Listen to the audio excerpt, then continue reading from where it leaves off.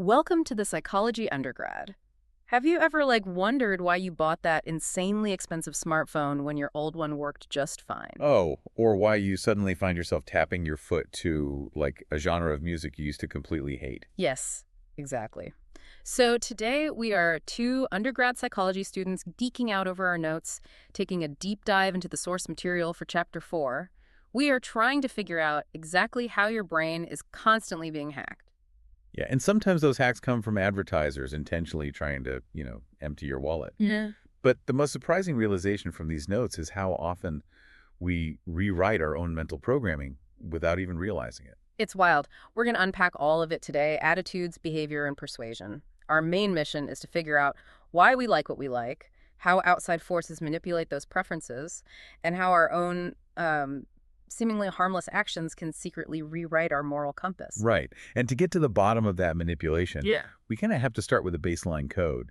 In social psychology, an attitude isn't just, having a bad mood. Right. It's not just a teenager slamming a door. Exactly.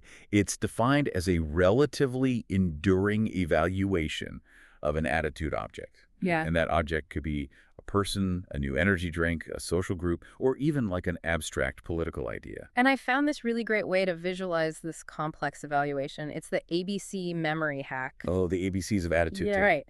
So A stands for affect, which is how you feel. B stands for behavior, which is what you do. And C stands for cognition, which is what you believe. And breaking it down into those three components, let's psychologists see exactly where human logic breaks down. Like, take an environmentalist's attitude toward recycling. Okay. Their affect, the emotional part, is a feeling of satisfaction or happiness when they recycle. Their behavior is the physical act of sorting the plastic from the paper. And then their cognition is the logical belief that reducing landfill waste is, necessary for planetary survival. Exactly. ABC, feel, do, believe. That forms a highly cohesive, stable attitude. Right.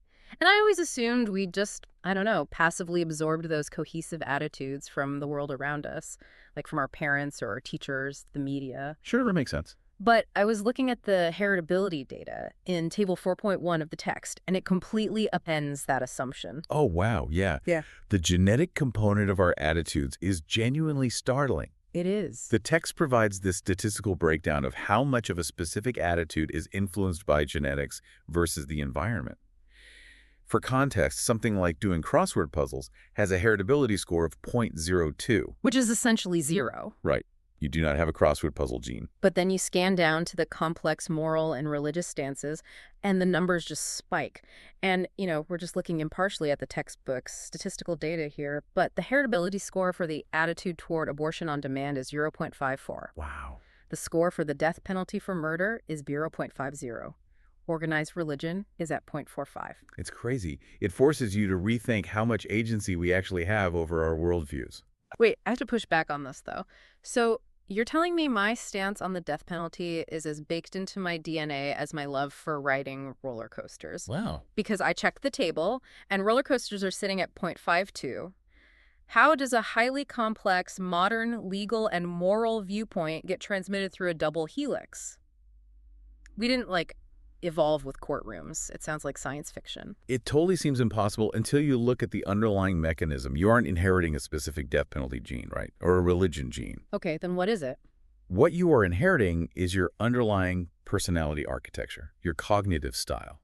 So things like your baseline level of thrill-seeking, or how much your brain intrinsically values order and structure, or even how your amygdala processes fear and uncertainty. Ah, okay. So it's not the belief itself, it's the filter through which you view the world. Exactly. Think about a person whose genetic code gives them a personality that strongly prefers certainty, tradition, and clear boundaries just to feel safe. Right, they like rules. Yeah. So as they grow up and encounter complex, ambiguous societal issues, their brain is naturally going to gravitate toward attitudes, moral stances, and religious structures that offer clear rules and order. That makes so much sense. The attitude itself isn't in the DNA, but the personality that finds that attitude deeply comforting absolutely is. Okay, that structural perspective changes everything, but it introduces this massive contradiction. What do you mean? If our attitudes are that deeply ingrained, literally resting on our genetic personality architecture, why do we constantly act against them? I mean, why does someone who knows smoking is terrible and has a strong negative internal attitude toward it still ask for a cigarette at a party? Oh, right. To explain that attitude-behavior gap, we have to look at the psychological drive for social survival. Right, the social stuff. Yeah, Fishbein and Adson's theory of planned behavior illustrates that our internal attitude is really only one fraction of the equation that predicts what we will actually do. I actually use an analogy for this theory for my notes. I think of a planned behavior as a three-legged stool.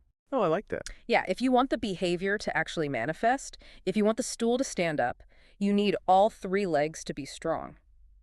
Okay, what are the legs? Leg one is your internal attitude toward the behavior. Leg two is subjective norms, which is basically the pressure of what your friends and society expect of you. And leg three is perceived behavioral control. Which is how practically easy or difficult it is to actually perform the action, right? Exactly. And if any of those legs fail, the behavior doesn't happen, or completely contradictory behavior takes its place. The text actually uses a great example of this. It's about a 16-year-old named Magritte. So she despises the idea of smoking. She thinks it's dirty, expensive, gross. So she has a rock-solid first leg of the stool. Her internal attitude is highly negative. Right. And when she is at home with her parents, who also hate smoking, the subjective norms, the second leg align perfectly with her attitude. The stool is stable. She doesn't smoke. Okay. But put Magritte at a party where the popular kids are smoking and offering her one. The environment fundamentally alters the subjective norms. The stool starts to wobble violently. Exactly. Especially if Magritte is what psychologists call a high self-monitor. Oh, right. A high self-monitor is someone who is acutely sensitive to social cues. They are constantly scanning the room, unconsciously analyzing what they need to do to, like, fit in, be liked, and avoid social rejection. Yeah. And for a high self-monitor, the psychological pain of being ostracized from the group is so intense that the subjective norm leg of the stool becomes heavier than their own deeply held beliefs. Wow. The evolutionary drive to stay in the tribe overrides the logical internal attitude. She takes a puff of the cigarette, acting entirely against her own DNA-influenced attitude, just to appease the social environment. Which basically means if researchers or marketers want to predict our behavior, they can't just ask us how we feel in a vacuum. They have to account for the specific environment. Yes, and that is a massive hurdle in research methodology. A general attitude doesn't predict a specific action. You can't ask someone, are you a religious person, and then accurately predict if they will attend a specific 9 a.m. service next Sunday. Because their general attitude might be yes, but the subjective norms of their family wanting to sleep in, or the perceived behavioral control of their car being broken down, will completely change the outcome. Exactly. To predict behavior, you must measure a specific attitude. You have to ask, how frequently do you expect to attend church next month? Specificity is the only way to account for all those variables. Okay, so if our internal attitudes are that easily swayed by just, like, standing in a room with our peers, what happens when a billion-dollar company intentionally designs an environment to manipulate us? How do advertisers and politicians actively weaponize human psychology to rewrite our ABCs? Well, they do it by exploiting the brain's desire to conserve energy. Processing information is metabolically expensive, so our brains toggle between two distinct modes of evaluating messages. There's spontaneous processing and thoughtful processing. I frame this in my notes as autopilot versus manual drive. It helps it stick. That's a perfect way to look at it. Let's look at autopilot, or spontaneous processing. This kicks in when an issue has very low personal relevance to us, or we are simply distracted and tired. The brain doesn't want to burn calories analyzing logic, so it just relies on superficial cues. Right. On autopilot, we aren't listening to the actual argument. We're looking at the packaging. Like, is the person talking attractive? Is the background music making me feel nostalgic? Or is the speaker wearing a white lab coat so my brain can just lazily categorize them as an expert and skip the critical thinking part? Yes. You accept the message purely because the delivery makes you feel good. Think about Apple's marketing campaigns for the iPhone. They are masterclasses in spontaneous processing. Oh, for sure. You almost never see an Apple ad that is just a bulleted list of battery life statistics and processor speeds. It's always a highly emotional mini-movie. Exactly. Happy, beautiful people creating art in slow motion, catchy indie pop music swelling in the background. They bypass your cognition entirely and aim straight for the affect. They make you associate the joy of the ad with the rectangle of glass they're selling. Now contrast that with your manual drive thoughtful processing. Manual drive only engages when the issue has high personal relevance. Like if an advertisement comes on for a medication that treats a disease you or a loved one actually suffers from, you snap off autopilot immediately. Yes. You don't care if the actor's cute. You are listening to the clinical trial statistics, you're analyzing the side effects, you are weighing the logic of the argument. And advertisers know exactly when to use which method. If they know you care deeply, they supply facts. If they know you're uninvested, they supply vibes. Pretty much. But wait, what if the autopilot encounters turbulence? Like think about a really dirty, mudslinging political attack ad. You watch it, you recognize the dramatic black and white photos and ominous music as blatant manipulation from a slimy, untrustworthy source. Doesn't our brain just reject the message? Initially, yes. You discount the message because the source is compromised. But human memory has a terrifying flaw. Over time, we decouple the source of a message from the content of the message. Oh, the sleeper effect. Exactly. The sleeper effect occurs because remembering the context, like who told me this, takes up unnecessary memory space, so it decays quickly. But the salacious claim, the danger information, is held onto much longer for survival purposes. So weeks later, you might vividly remember the negative claim made in that dirty political ad, but you'll have completely forgotten that you originally heard it from an untrustworthy super peg. The warning label just falls off the memory file. Yep. The untrustworthy source fades, but the message sleeps in your brain until it activates, subtly shifting your attitude to match a claim you initially knew was garbage. Man, that makes modern social media scrolling feel incredibly dangerous. Is there any defense mechanism against this kind of persuasion? Well, the text highlights forewarning. Simply giving someone a heads up that a persuasion attempt is coming allows their brain to preload cognitive defenses. Okay, so if Magritte's parents tell her, hey, people are going to offer you cigarettes at this party, she can actively practice her refusal rather than being caught off guard on autopilot. Right. But the notes also warn that if you push the forewarning too hard, you trigger psychological reactance. Oh, right. Reactance is the profound emotional rebellion we experience when we feel our autonomy and freedom of choice are being threatened. It's basically the ultimate teenager instinct. Yeah. If Magritte's parents are overly authoritative and say, you are absolutely forbidden from ever making your own choices about smoking, she might experience such intense reactance that she smokes a cigarette purely to reclaim her sense of free will. She doesn't even want the cigarette. She just wants her autonomy back. Exactly. Yeah. It's unsettling to think about advertisers and peers hacking our brains from the outside, but the most permanent, profound way our attitudes get rewritten is actually an inside job. Yeah, this is where the psychology gets existential. We naturally assume that our internal attitudes dictate our outward behavior, but sometimes the arrow points the other way. Our behavior dictates our attitude. Yes. This begins with self-perception theory. It posits that we frequently don't actually know what our own attitudes are. They're ambiguous. So we act like external observers of our own lives. We watch our own behavior and reverse engineer our attitude to make sense of it. The Aronson and Carl Smith Forbidden Toy Study illustrates this perfectly. I love this study. It's a classic. So researchers brought kids into a room full of toys, identified the one toy a child desperately wanted to play with, and then told the child they couldn't touch it. Right, and half the kids received a mild threat. If you play with it, I'll be annoyed. The other half received a severe threat. If you play with it, I'll be very angry, take all my toys, and never come back. Which is terrifying for a kid. So the researcher leaves, and surprisingly, none of the kids touched the toy, regardless of the threat level. But the self-perception magic happens when they ask the kids later how much they liked the forbidden toy. The kids who got the severe threat still wanted it. Because their internal dialogue made sense. I didn't play with the toy because I was terrified of the punishment. I still love the toy. Exactly. But the kids who received the mild threat experienced insufficient justification. Right. Their internal dialogue was confused. I didn't play with the toy, but the threat wasn't actually that scary. I could have easily risked it. So why didn't I play with it? I guess I must not actually like the toy very much. Yeah. They observed their own lack of action, couldn't find a strong external reason for it, and so they unconsciously rewrote their own attitude to make their behavior make sense. They changed their own minds to justify their actions. And that mechanism is the foundation for arguably the most important concept in social psychology, Leon Festinger's cognitive dissonance. Oh, absolutely. Cognitive dissonance. I call it the mental check engine light. That's brilliant.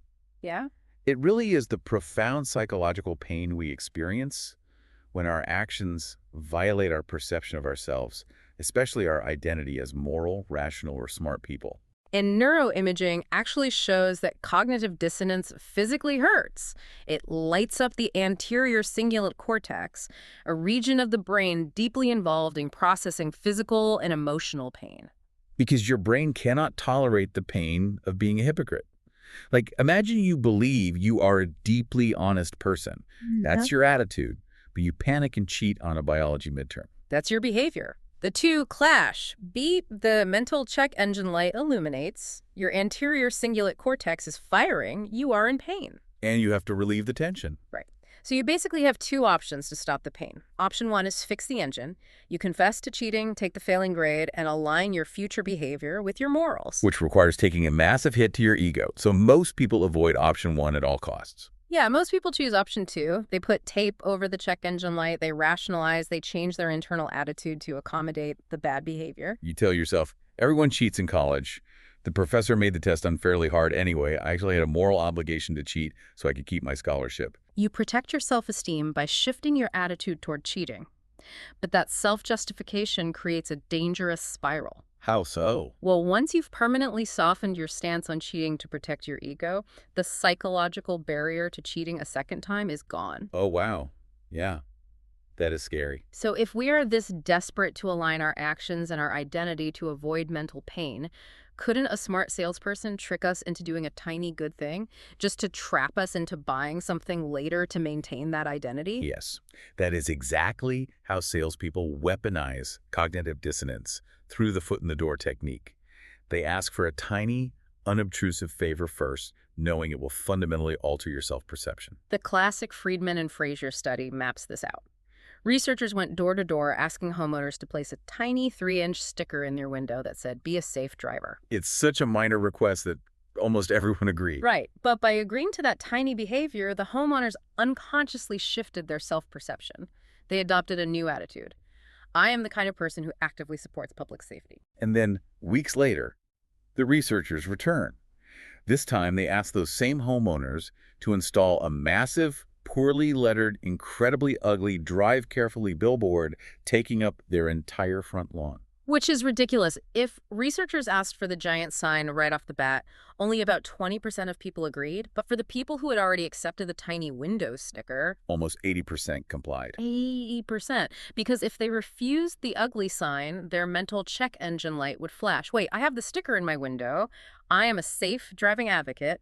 If I say no to this sign, am I a hypocrite? To avoid the agonizing pain of cognitive dissonance, they agreed to a massive, unreasonable request. The tiny behavior totally trapped them. We are constantly striving for internal consistency, even when it leads us to make totally irrational choices. It's fascinating. Well, we have covered so much ground in our depth dive today. Our attitudes are the complex ABCs of our mind effect behavior cognition. They are heavily predisposed by the genetic architecture of our personalities, constantly bent and warped by the social pressures and subjective norms of our environment. And repeatedly rewritten by our own desperate rationalizations to avoid mental pain. It reveals that we are highly susceptible to our environments, but equally vulnerable to our own internal storytelling. So the next time you find yourself buying a product you definitely didn't plan to, or vehemently defending a mistake you made instead of simply apologizing, take a step back. Yeah, pay attention. Ask yourself, are you driving on thoughtful manual drive? Or did an advertiser just catch your brain on autopilot? Did someone just wedge their foot in your door? Or is your mental check engine light flashing and you're just looking for tape? Which leaves us with a really fascinating philosophical question to ponder. If our moral and religious attitudes are heavily influenced by genetic traits, and our daily beliefs are constantly being molded by cognitive dissonance to protect our fragile self-esteem, Wait, don't break my brain here. listen, how much of our moral compass is actually driven by free will, and how much is just our brain running damage control? Oh, man. That is a question to keep you up at night. Thanks for joining our study session, everyone. We'll see you next time.